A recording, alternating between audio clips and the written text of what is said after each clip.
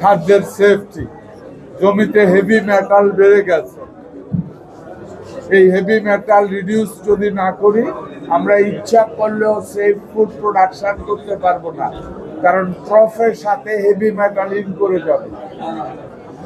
So এটার ব্যাপারে আমরা প্রচন্ড সচেতন।